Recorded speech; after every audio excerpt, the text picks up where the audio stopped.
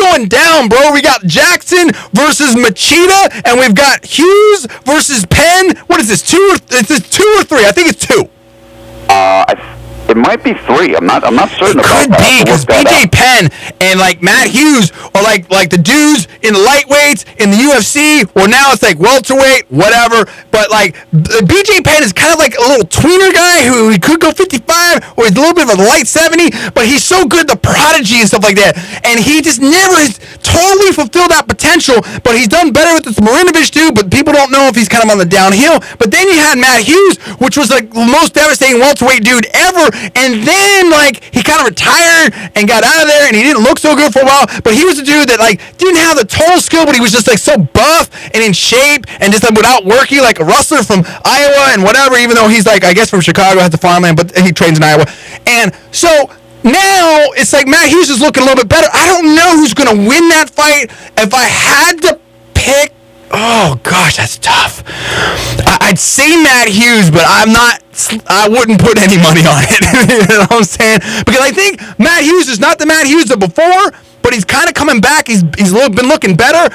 I like that front headlock he just put on someone. But then you have like BJ Penn, who's just better, but then he's not looking as good, and he's coming up in weight. I think Matt Hughes wins this. What do you think?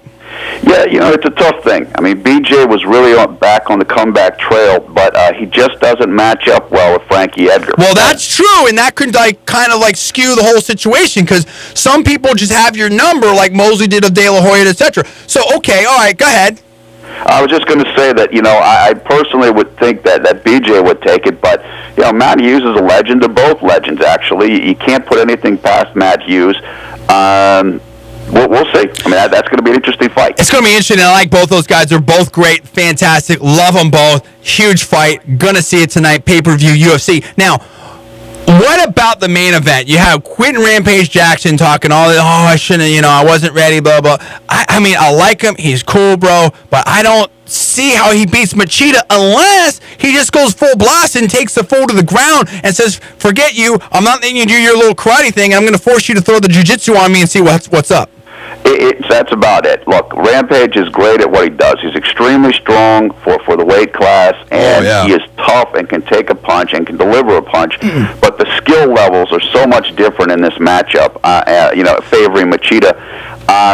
I have to go with Machida there. And also, just another note for the listeners, Rampage is already talking about how he might do professional wrestling after his MMA days are done. You got the pro wrestlers going to MMA, and now some of the MMA guys are going to pro wrestling. Hey, he'd be fine in pro wrestling. He'd probably do good, well there. He used to be a wrestler. But the point is, though, if he's already talking about that, that might not be a great sign. No, I agree with you. And Rampage has never done well with people that stick and move, where even if they aren't quite as good as he is, whether it's a Rashad, although Rashad's quite a great fighter, or someone like, Dave's loosening up over there. I know. See, we're going to get back in shape. I love it. We're going to have a whole situation here. I want me, Dave, Rusty Humphries, and some other people. We need to have a celebrity little MMA or boxing match or something like that. Not serious, but just having fun with the listeners. You probably will win. Right? I'm so out of shape right now. It's not even funny, dude. I'm like a shadow of my former self, but I still am the 4-time national champion. I can bring it out at any time. Now, here's the thing. Let's talk here. Let's get, you want to weigh in on this? Okay, let's do this. Let's get, I didn't know if Dana wants to talk about it. Now we're talking about off the break. Now, I agree with what some of the chat room has said, and Paul said, and we were talking off the air. We need to cut spending in a big way. I think what's going to happen here is that now it's time to get real. I don't know if this happening right now. Maybe happening in 2012. But I think that the rubber's going to hit the road and the blank's going to hit the fan. And these little government workers and, public employee unions have been living high in the hog. We're going to have to get real, dude. We can't pay these crazy pension. Go ahead, Paul. I was just going to say, look, and this is what Sarah Palin and others will say.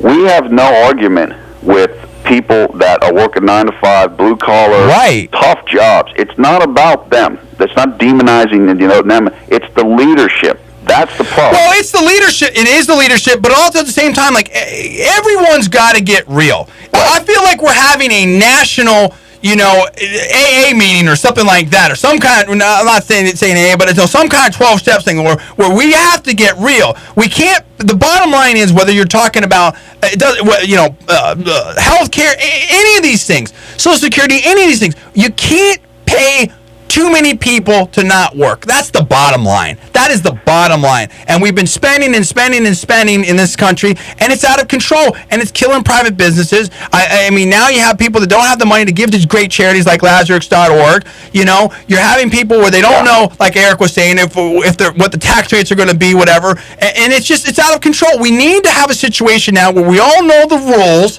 where it's business friendly, where it's citizen and freedom and liberty friendly, and we have to cut spending big time. Do you agree with that, Dana? I absolutely do agree with it. You're right. This type of economy does affect nonprofits, and I think I read a statistic where 25% of the nonprofits that existed 2 years ago are gone. Wow. 25%. Yeah. And it's because they can no longer rely on the support network that they had through corporations and the private sector. And everyone's looking to the government to do something. And let me tell you right here, and we're short on time, so we're going to cover a lot of things very quickly here. Again, I do a series, Ask a Super Genius. My IQ's been tested at 174, technically a super genius. Okay, genius starts at 130, I'm way above that. Whether I act like it or not, that's a different situation, and my mom can tell you that. Okay, now, but here's the thing. When you boil it all down, again, you can't pay people not to work, right? Economics is a study of scarce resources. If you want more stuff, you need more people working, and you need them working more efficiently, which means more technology. That's the bottom line. There's no unlimited everything. And everybody looks to government to solve our problems. Oh, the government will do it. The government. They don't have unlimited money. The government is us, fools. The government is us. That's it. Okay? And what's that old saying, Dana? If you want something done right, you do it yourself. Because when you send your money to good old Washington, guess what? It doesn't get done. No, it doesn't get done well, I don't think. Number one. Number two, it might go to a bridge to nowhere, or someone's expense account, or a little private jet to fly Nancy Pelosi or someone like that around, then get washed around a little bit, go out to some special interest, come back, 30, 50 cents on the dollar doing the wrong thing. Okay? And when they don't have to answer to a board of directors and stockholders, and more importantly, consumers, meaning you guys, right, out there, because, people are like, oh, these bad corporations. Hey, corporations are great, bro, because guess what?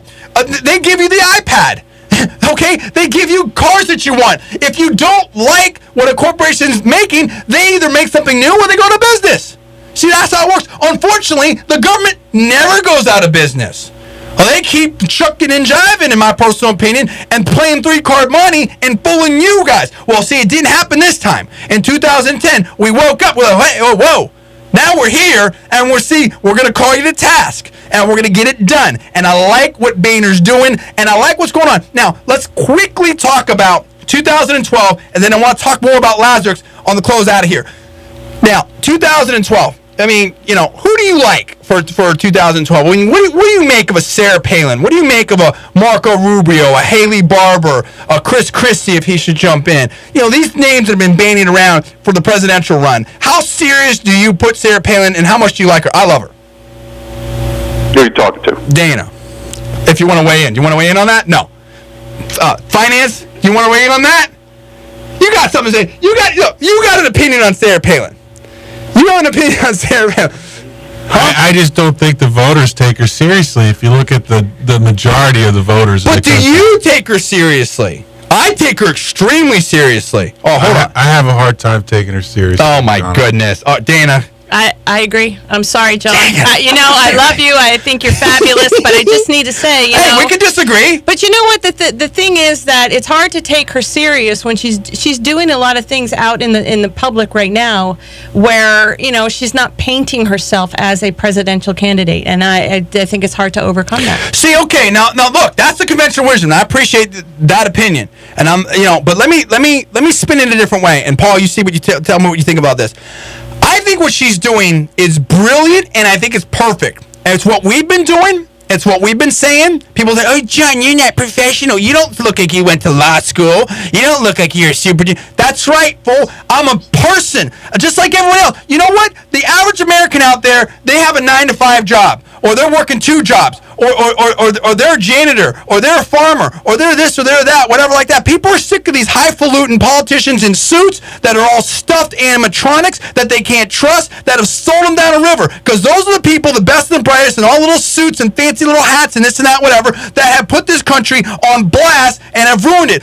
You know what? I would take someone who might not have gone to the fanciest schools and that whatever, but is going to shoot straight with me. I trust Sarah Palin. I looked at her family. I trust what she's doing. She's a good mom. I like her and First Dude. She has her values right. I want someone that's in touch with this country again. Barack Obama is not in touch with this country, and he's selling us down a river. In my personal opinion, the guy is a disaster. Go ahead, Dan. You want to say something?